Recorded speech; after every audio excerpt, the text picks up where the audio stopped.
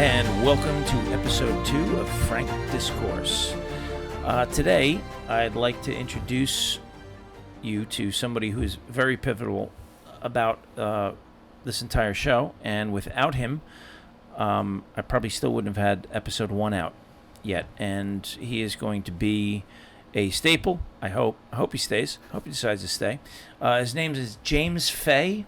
And he is instrumental in getting the technology and getting the recording and all that stuff together.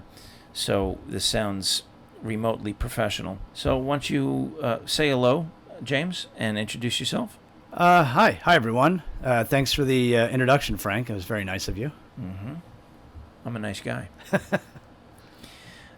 So James, today, I want to talk about a number of things. First thing, I guess, the big news is that Joe is out, and Joe Biden is out, and for now, it's Kamala Harris is in. And Joe and Jill went kicking and screaming. They did not want to go out, and especially Jill. I don't think Jill Biden wanted to go out at all whatsoever, and I think they were forced to. And I think they must have had some kind of sweet deal for Jill to agree to drop out. I don't know what they promised her, but they must have promised her a lot, because there was in no way, shape, or form Jill Biden wanted her husband to drop out of this race. So again, I don't know what kind of deal they made, but it must have been very nice for Jill to agree to this. Well, Frank, I was going to say, I don't think I've ever seen a first lady who wanted to stay in as bad as her since Hillary Clinton. I mean, the whole time in the 90s, you knew that Hillary was itching to run. And also, I don't know, I mean, you used the term sweet deal. I don't know if maybe it's more that they threatened them with some sort of prosecution, the way they've been doing with Trump. Maybe they put that on the table and said, look, you guys are out, or else, if you guys think 34 charges is a lot, we'll go after you, we'll go after Hunter, that sort of thing. So it's possible. I don't think it's something that we'll ever truly know 100% certain. But, this all came about from the debate. And if it wasn't for that debate, I don't think I think Joe would still be running. I don't think there would have been any talk, and we wouldn't be remotely where we are right now. But it was because of the arrogance of, I think, Joe Biden, when he said to Trump, anytime, any place for a debate. And at that point, it was just too late. You couldn't put the animals back in the barn after that door was open. So, and I think they buried themselves, and I think they really screwed themselves over with that. And personally, I don't know if it's a great move for Trump or the Republicans on this. It goes back to the old saw of be careful what you wish for, because you just might get it. No. Well, yeah, but I don't think, the past couple of weeks, I don't think there's been a lot of Republicans that were calling for Biden to drop out. The Democrats were. The Democrats were the ones saying Biden's got to drop out. The Republicans were saying, no, keep him in. We want him in. We want to go against him. He's the easy mark, Yeah, that's just the way I was looking at it. Yeah, well, that's true. I mean, CNN couldn't have buried him faster than right after that debate. I mean, it was just unanimous. It's like during the debate, they all got the memo. All right, we've got to get Joe out of here. And I think it was just absolute panic that went through the entire Democratic Party during that debate.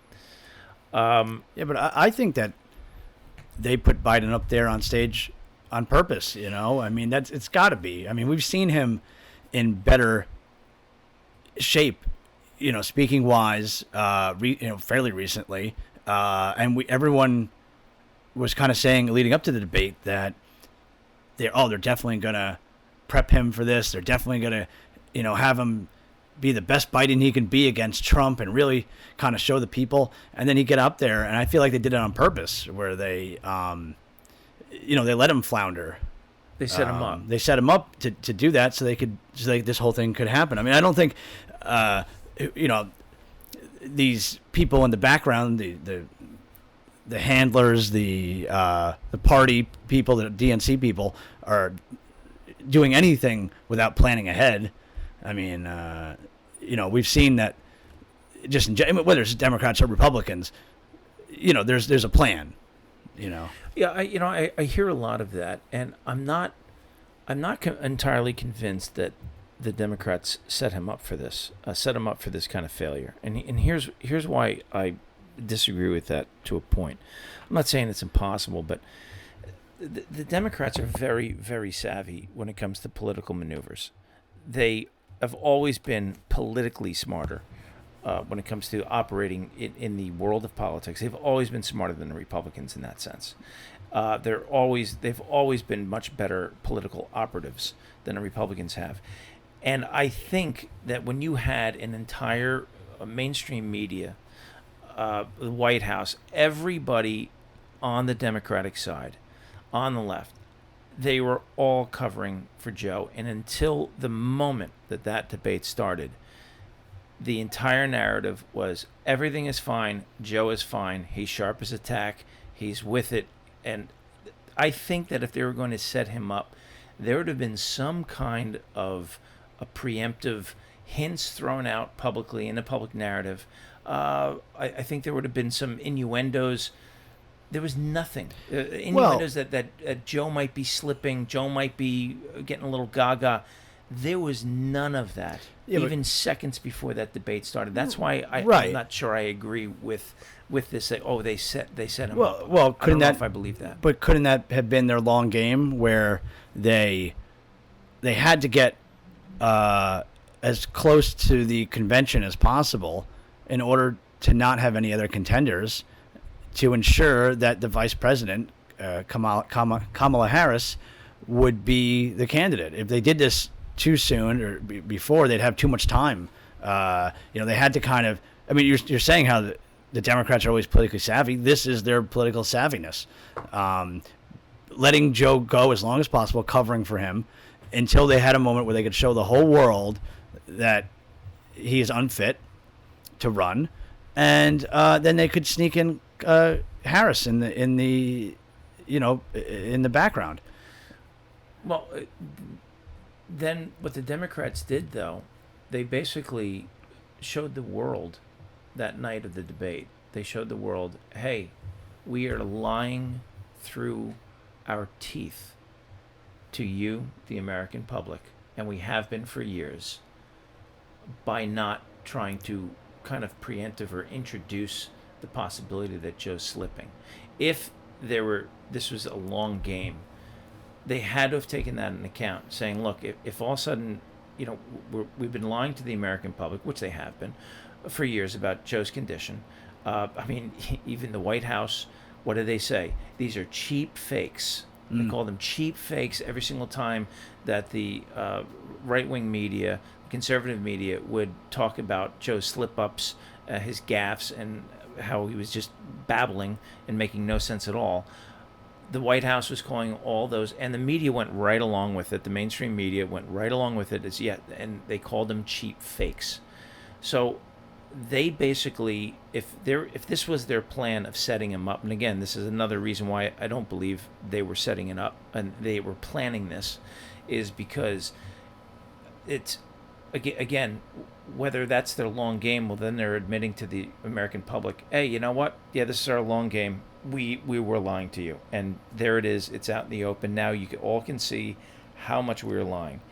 Now, yeah, but Frank, sorry, their voters don't care. I mean, well, hold on.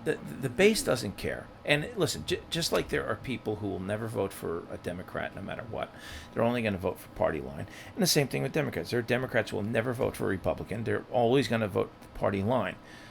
But those aren't the people you're trying to convince in any election. You're trying to get the swing voters who will go either way. Right. And basically, I think there are still plenty of people out there, or at least there were, and I think there's still plenty more, who if you just basically blatantly say, hey, tell me you've been lying to us for years without saying we've been lying to you for years. That debate did it. That debate Yeah. stated exactly that. And that's why I don't think that the Democrats planned this or they set him up. But I think that the voters that the Democrats are trying to court are low information voters who don't sit there and watch the news from different sources, whether it's YouTube or wherever.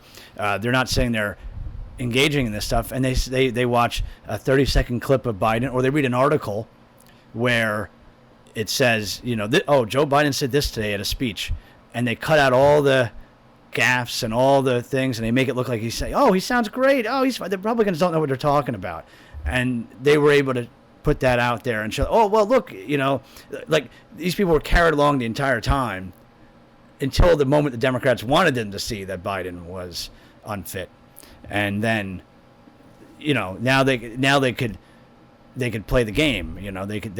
They had everything set up for that. I see what you're saying, and to a point, yeah. Well, the mainstream media is still doing it. They're still playing defense because the mainstream media has become the auxiliary arm of the Democratic Party, and they have been for years. Yeah, exactly. And that's what really kind of burns me up about the mainstream media.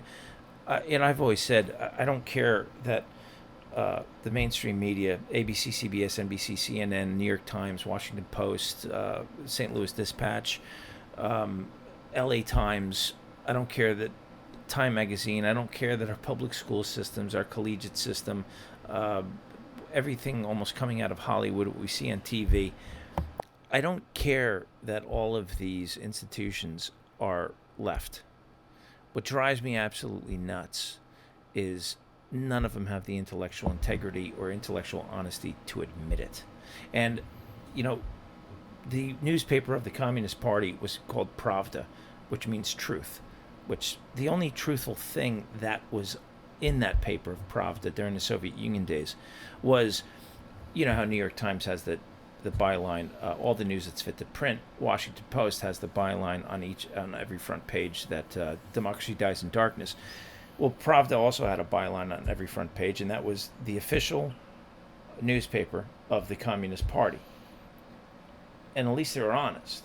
If the New York Times or Washington Post actually put as their byline the official newspaper of the Democratic Party, I'd be like, okay, well, now I'll stop criticizing him because at least now they're being honest. Right. And I don't criticize MSNBC and I don't criticize Fox for who they are and what they are, because both of those news stations are pretty honest. I mean, MSNBC pretty much says, "Hey, we're on the left." Right. Fox News, we're on the right.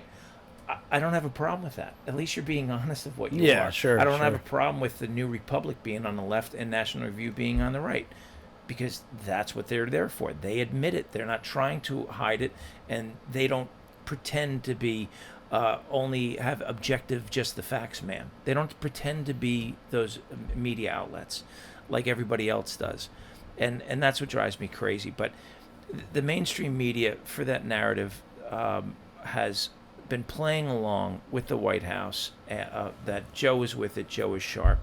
I could be wrong, but that's why I don't think that it was a setup. I don't think the Democrats, I don't know what the Democrats were thinking, to be honest, because I can't imagine how, I think what they were expecting is the Joe to at least go out there, give him the week's rest that they had, the 2 or 3 weeks rest, drug him up, get him all high on amphetamines or whatever they're putting into his body so he could be alert and give a pretty decent performance that night. And it just fell flat.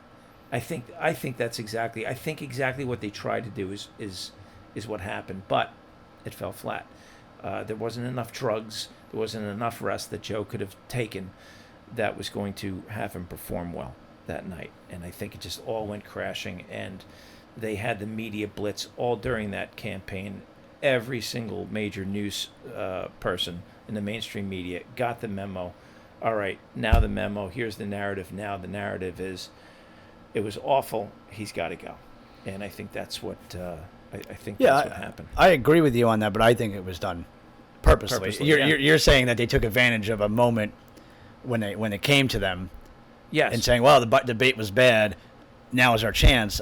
I think it was planned beforehand because we've seen Joe give a better Joe Biden speech. Maybe not the best speech in the world, but a better version of a Joe Biden speech. Relatively recently. Well, and when I said know. before about how the Democrats have always been better political operatives on their agenda than the Republicans have, I have to. There is a caveat to that, and that caveat is probably the last 8 years or so. I have never, because the Republicans have always been the party to shoot themselves in the foot. And in fact, I sure. never saw a party shoot themselves in the foot more than the Republican Party.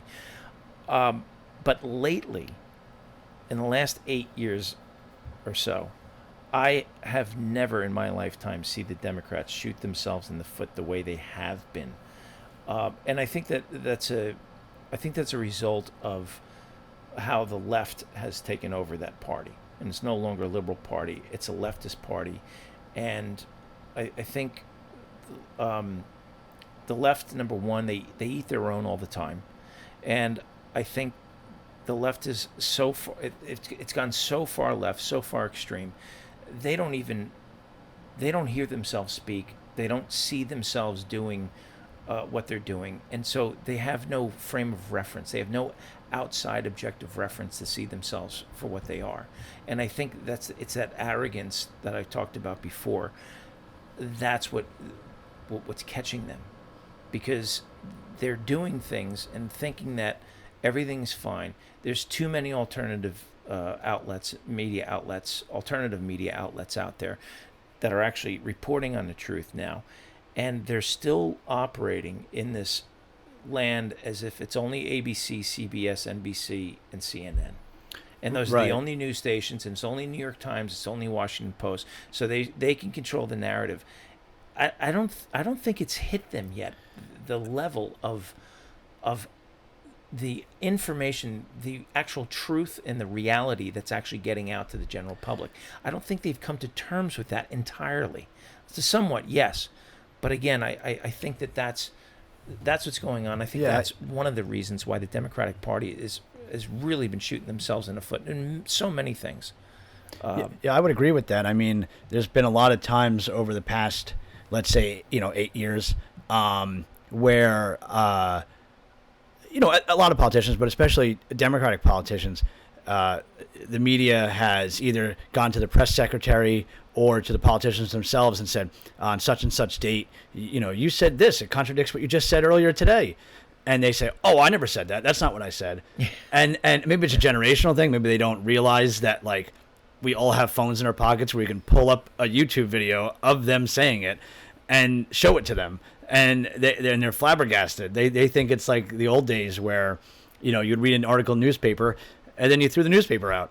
You put it in the garbage. You didn't have a reference back to it. And you say, wait a minute, I can search it up right here. It's right there in black and white. You didn't have the computer in your pocket. Back then you didn't even have computers in your home. These guys in their first campaigns for the House and Senate were running at a time when you had, the 6 o'clock news, and that was it. And isn't it the irony? Like, you would think back then, where you didn't have this instant access of information that we have now with via modern technology, you would think back then they would have lied a lot more, but they didn't, because it would have been so much harder for anybody to call them out on something. Well, you said this. Right. You'd have to go to the library. You'd have to get what was that? Microfilm. You'd have to look up the microfilm. You have to photos.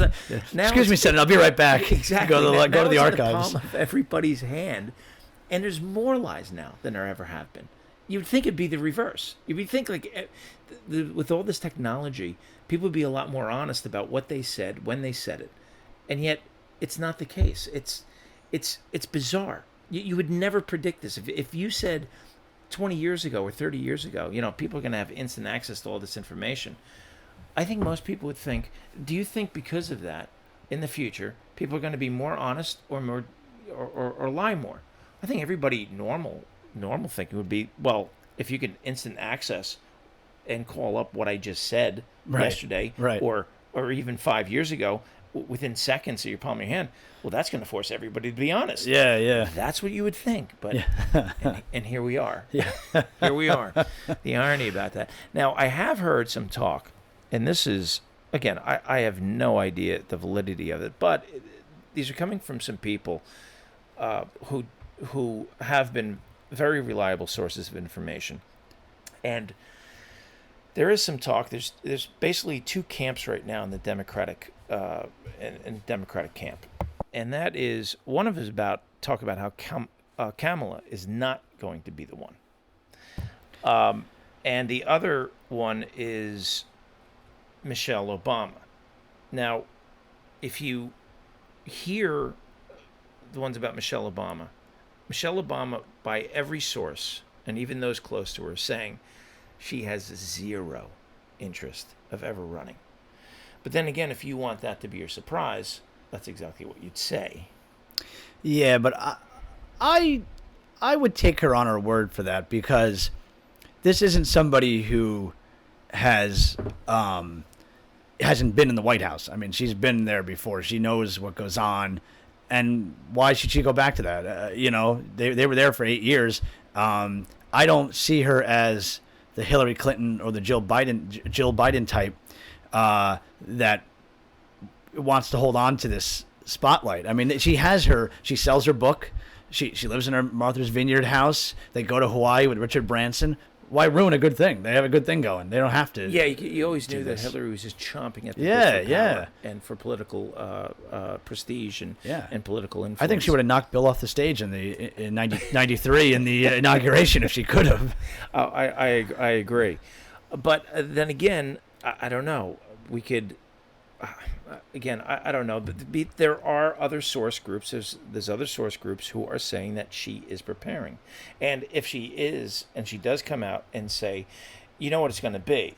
I didn't want this. I didn't want any part of it. But my country is in such dire straits that something needs to be done.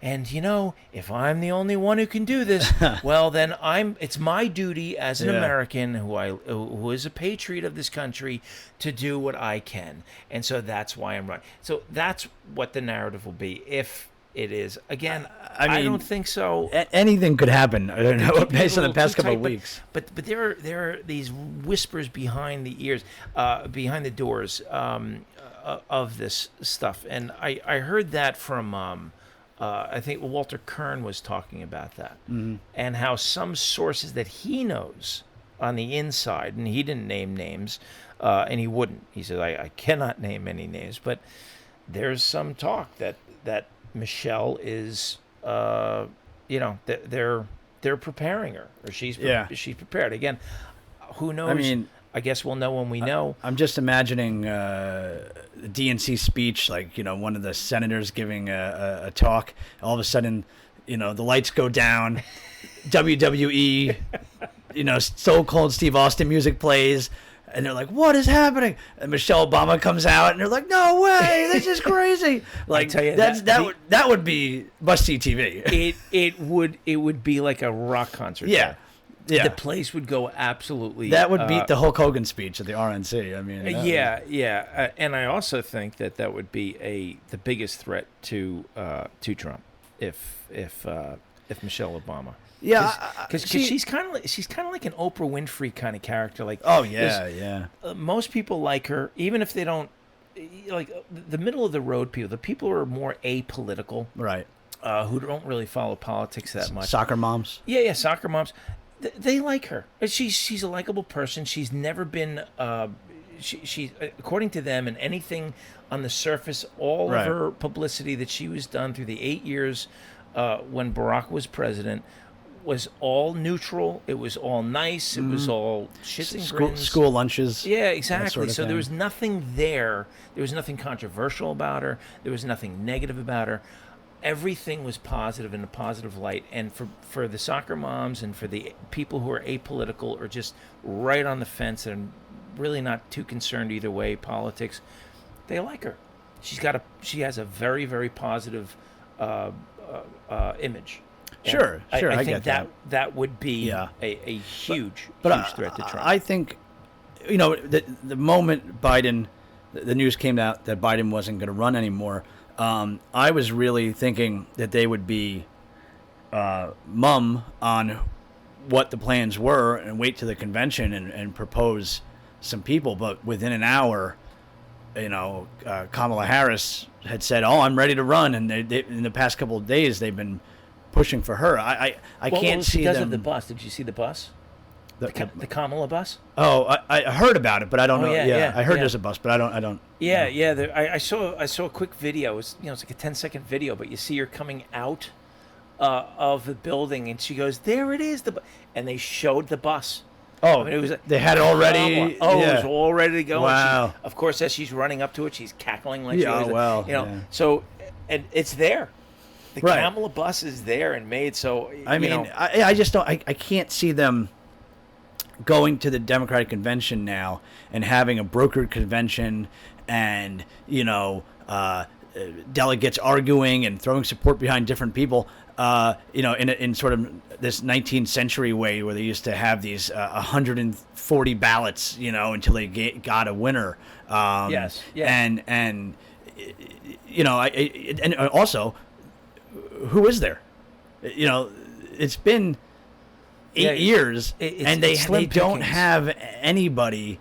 Gavin Newsom, I mean, how do you run on that record? Right. What he's done to California. Yeah, he runs the worst state but then in again, the country. I mean, again, it's Kamala. Now, of course, the Democratic Party would get excoriated if they got rid of the first potential female woman of color, no less, president of the United States of America.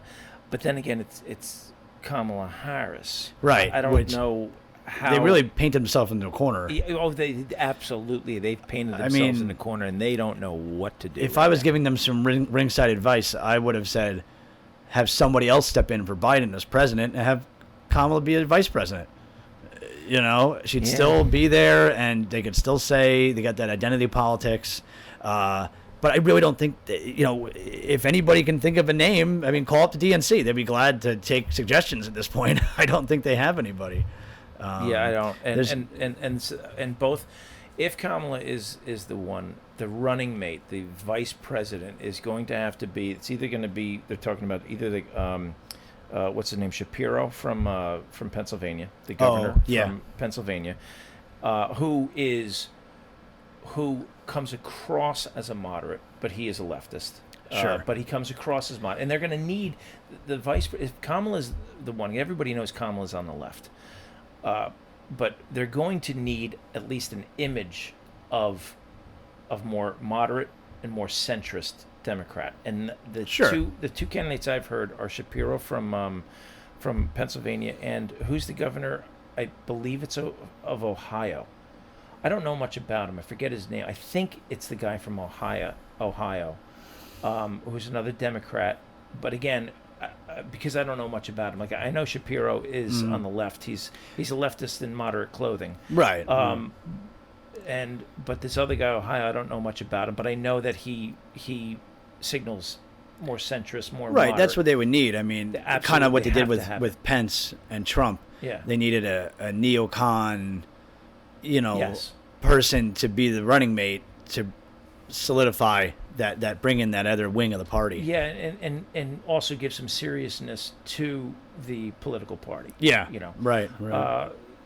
Which is important. I think that's what Vance is doing too. I think Vance was a brilliant pick for Trump on so many levels. Much like Hillary's running mate was Tim Kaine. Yes, right. I mean, I think that was very smart. The broad populace. Yep. Didn't know his name, just like we didn't know Mike Pence. I mean, nobody knew Mike Pence's name. Yep. I mean, you got to bring these people out of obscurity and hope that they don't have any skeletons in their closet. Yeah, that's really the goal of the running mate. They all do, and if there's no skeletons, the opposition party will make up skeletons. Yeah. So, that's that. We'll see what happens to that. The other thing, and of course, the other big story that's huge, of course, is the Trump assassination attempt, and. I don't know if you can have much of a bigger egg on the face if you're the Secret Service. I don't know I don't know any agency that's got more egg on their face right now than the Secret Service. If that wasn't a debacle of epic proportions. Yeah, I mean, it was like Then Keystone Cops. Yeah. You might have Benny Hill song playing in the background. I mean, it was real.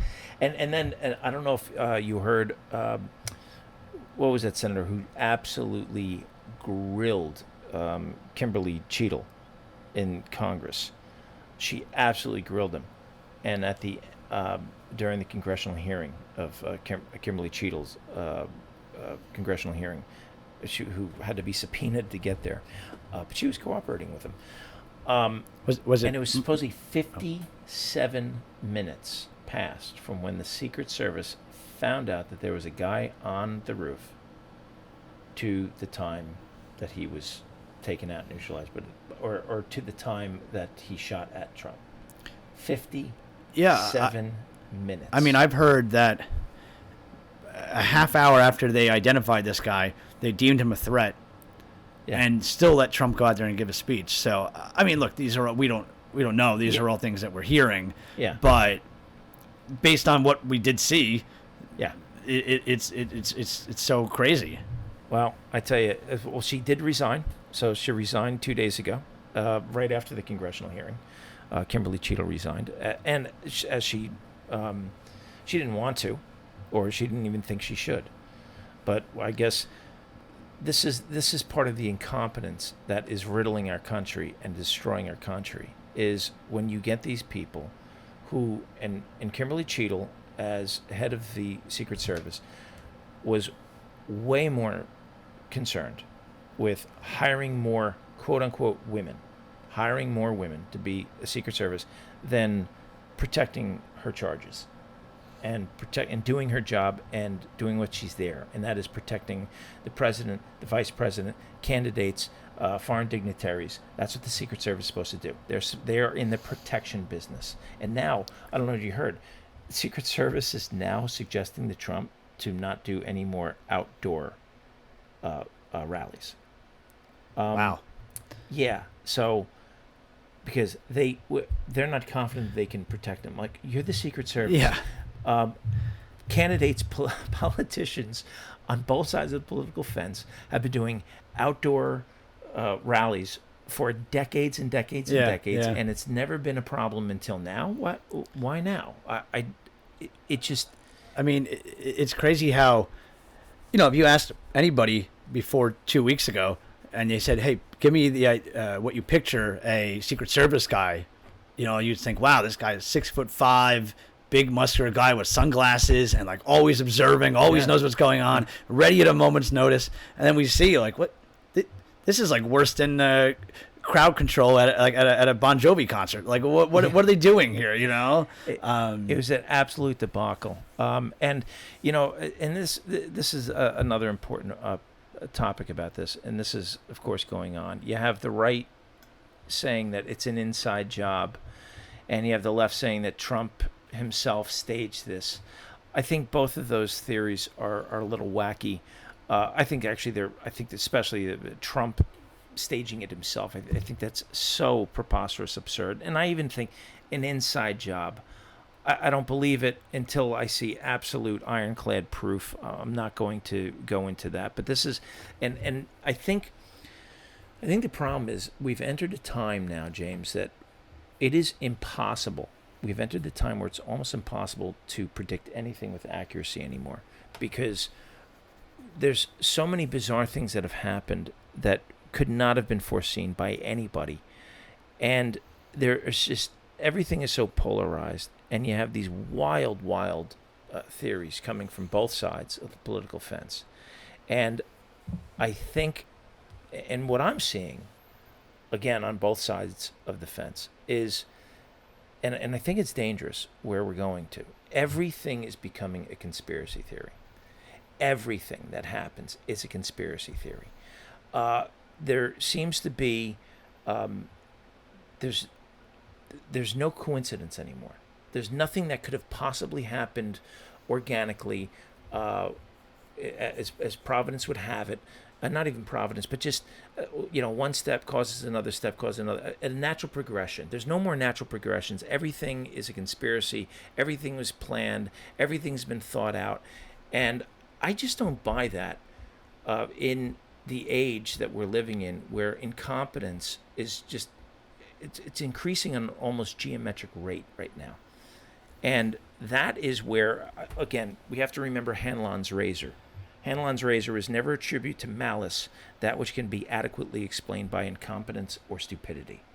Right. I was just going to say that, Frank. Exactly. And that is, I think, and it's very easy to forget that. And I constantly tell myself that whenever I'm hearing all these theories. I just think of Hanlon's razor, and I think about that quote, and I think that there is a lot of wisdom in that. And again, I think we're at a place where no one believes in coincidence anymore, no matter how likely or unlikely. And some people in general don't believe in coincidence. They attribute almost every happening, every scenario, every experience as having a purpose or it was planned. Now, I think there's tons of coincidences. Those people read tarot cards as well, Frank. I don't know. Yeah. I don't know if we should be listening to them. Astrology and tarot cards. Everything has a reason. Everything has a purpose. Yeah. No. A lot of things do, but and now you can find meaning in a lot of things. Sure. And it doesn't mean it doesn't mean that what happened, that the purpose of what happened was that meaning.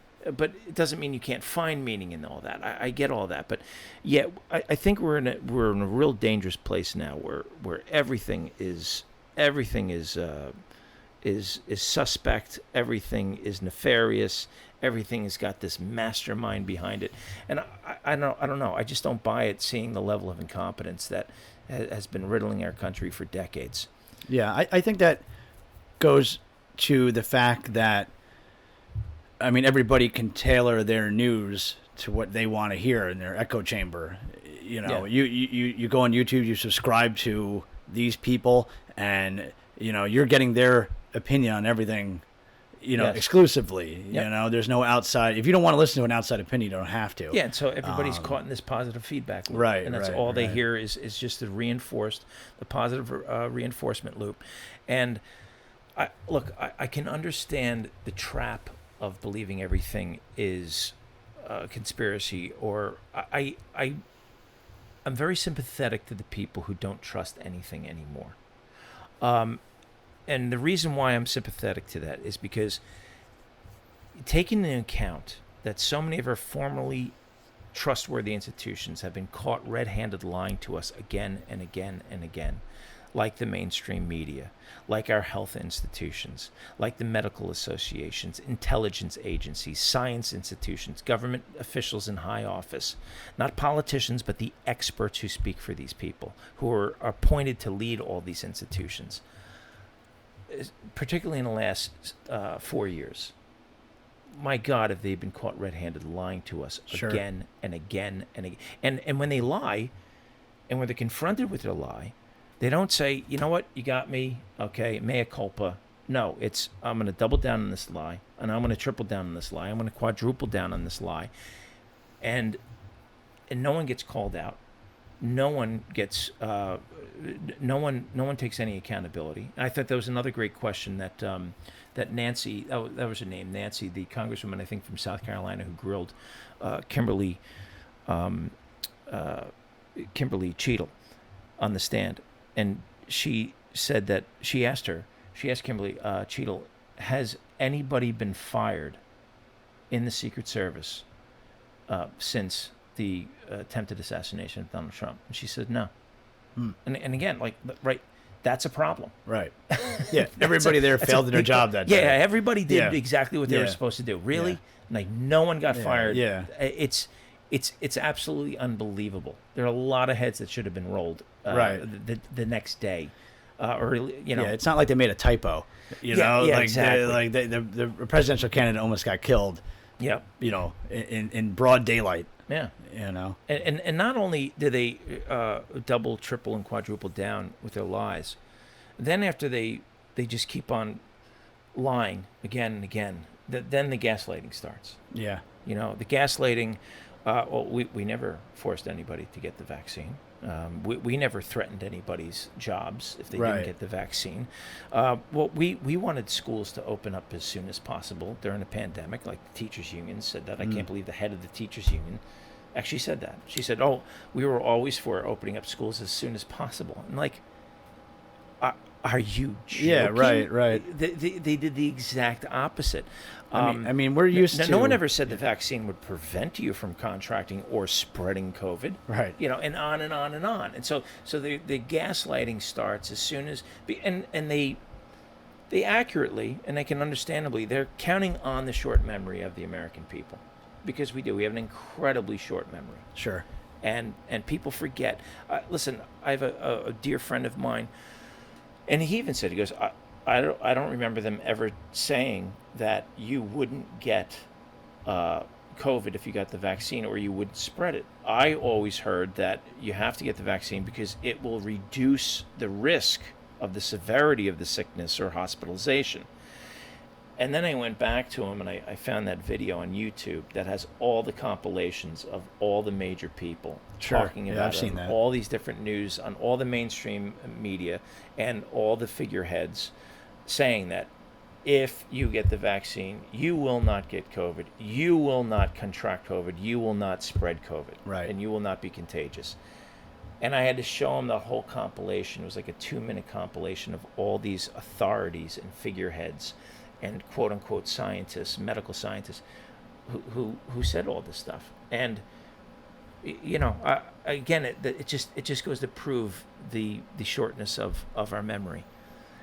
So, and then I ask, where does this incompetence come from? And that could be a 2-hour conversation, but I think we've been breeding this incompetence for decades and decades. We have a culture of incompetence. We've created this culture. We have nurtured this culture of incompetence, and we're now reaping the rewards. We're reaping the rewards of that. We have an utter failure to hold anybody accountable for anything they do, and they make excuses. And why do they make excuses? Well, we don't want anybody to feel bad. Yeah. And that's a whole other issue. We are sacrificing all that. People do not want to. They don't want to fire anybody, and it's all these excuses. And all these excuses come from, harsh time. Well, they have a family. That yeah, tons of people have families, and if you mess up bad enough, especially when lives are at we had the fireman, that hero who dived over his family, and he's dead now because of people's incompetence. So yeah, you know what? Guess what? People do need to get fired. And if you can't do a certain job, then you're not the person for that job. Get out and let somebody competent in. But we don't do that anymore in almost any aspect of our society. And it is now costing people's lives. And it's going to cost more, because the more of this DEI stuff, and that's what she was. This Kimberly Cheadle was a DEI hire. She was Sure. And by Jill Biden, she was I don't know if she was a friend of Jill Biden's, or Jill recommended her or whatever. But there was this very strong connection. Oh, I didn't know that. Oh yeah. Oh, really? Jill Biden was Wow. instrumental in making her Well, head of the Secret Service. I mean, you can tell that from the Secret Service agent that was standing in front of Trump with her. She couldn't get her gun back in her holster. Oh, yeah. It was like Yeah, it was like a Melissa McCarthy comedy. Or like, let's Yep. make Melissa McCarthy a Secret Service agent. And the zany antics. Yep. It was just crazy. I mean, you could understand an average person doing that, but these people are supposedly trained to be, the best of the best. I mean, Yep. it's like Navy SEALs. You wouldn't expect them to, misfire their gun or something like that or whatever. It's this entire mentality of, look, are there absolutely fantastic female Secret Service agents? I have absolutely no doubt there are. But when your focus isn't to get the best, and some of them happen to be women, okay, and it's about getting more women. Right. more of minorities, more of this group, more of that group, solely forgetting more of those. Not because you right. want the best of the best. And when, and you know what, I just I mean, even that woman that was the agent, she was much shorter than Trump. You know, I mean, Trump's a pretty tall guy. He's like 6'3" or 6'2". But I mean, this woman was very short.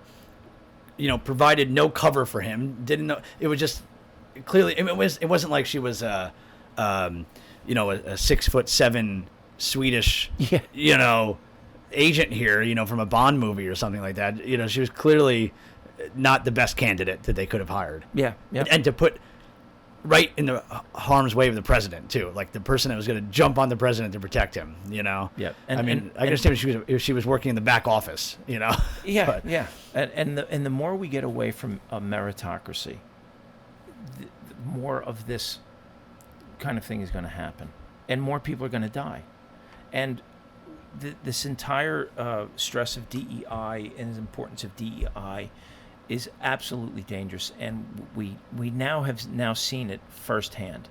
Of what the final result of all this DEI mentality is people dying.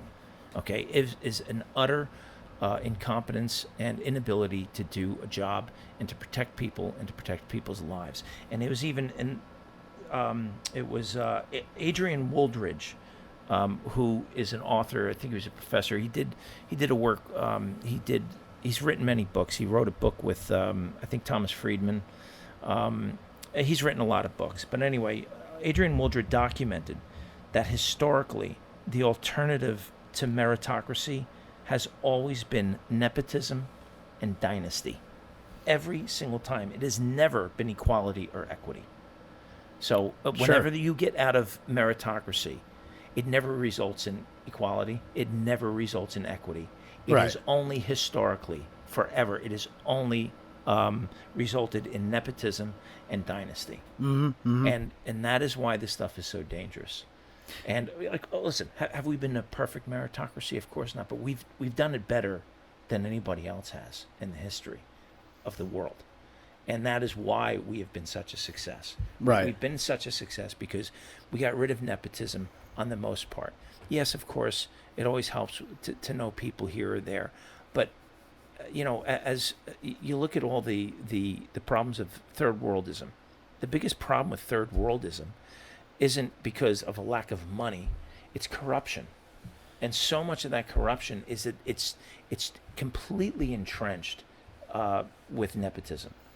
It's, I'm going to hire my brother, I'm going to hire my cousin, I'm going to hire my brother-in-law, and that's what it is. I'm going to appoint this family member to this post in government, and that is why these third world countries and these utterly corrupt countries are so devastatingly poor. It's Right. not because of a lack of resources. It's not because of lack of money. It all has to do with corruption, and that so much of that corruption is based in nepotism.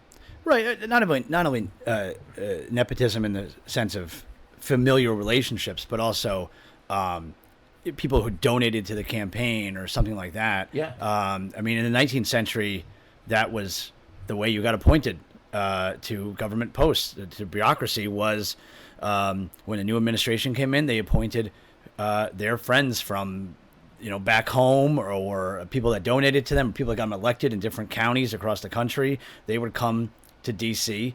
and work there. And eventually that led to the assassination of James Garfield in 1881. And there was an entire move against that, where they said, "Look, we can't do this anymore. We need to move toward meritocracy in appointing government officials." And we seem to be going back, undoing all of that. I mean, that was a big thing under Teddy Roosevelt. He said, we're not gonna hire people just because they donated to our campaign or got us elected. We're gonna have tests. We're gonna have standards for these people because these jobs are important and they do important things, and we need to have a merit-based system. Yeah, and yeah, you're right. We have forgotten. And ladies and gentlemen, this is why James is going to be such an asset to the show, because he is a historian. He has a degree in history, and he is my go-to person whenever I need to know anything about American history. He is a vat of knowledge, and and that's why he's going to be such a great asset to the show. I can't wait to talk more about the Chester A. Arthur administration, Frank. It's gonna be riveting. I hope I can do a whole episode on it. We'll give you 2 hours, but that's the limit, Frank. James. I mean, then we're going to go into the Teapot Dome scandal. Talk about meritocracy. I tell you what, our ratings are going to skyrocket on that. I can't wait, and I'm sure you people out there listening, you can't wait for that either. It is. It's going to be good stuff, rip-roaring stuff, I tell you. And for all you Chester A. Arthur fans out there, make sure that you like and subscribe. All right. Want to wrap this up, but one other thing I want to talk about that I've noticed, and that is Trump. He has been uncharacteristically and uncannily quiet, particularly since the debate, and even more so since the assassination attempt. Now, I don't know if this is a new tactic. I don't know if maybe he's gotten a different perspective by almost having been taken out, by almost dying.